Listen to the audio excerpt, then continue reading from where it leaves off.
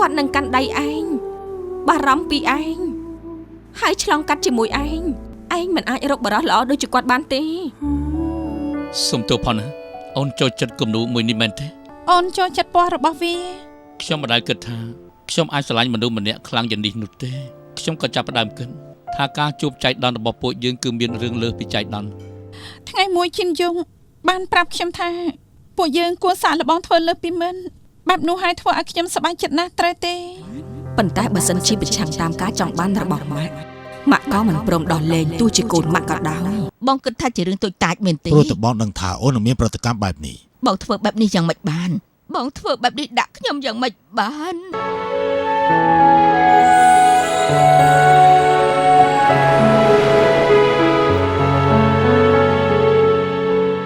សារ៉ាបំបត្តិគ្រុនក្តៅបានយ៉ាងមានប្រសិទ្ធភាពសារ៉ាសម្រាប់ទារកអាយុ3ខែរហូតដល់12ឆ្នាំជីវិតសាមញ្ញមិនបៀតបៀនខ្លួនឯង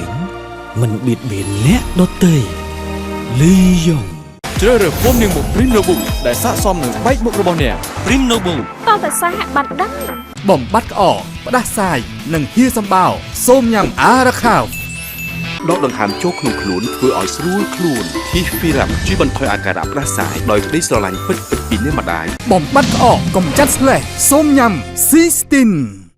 រ៉ូឌីផលិតពីសាច់ជ្រូកពិតៗ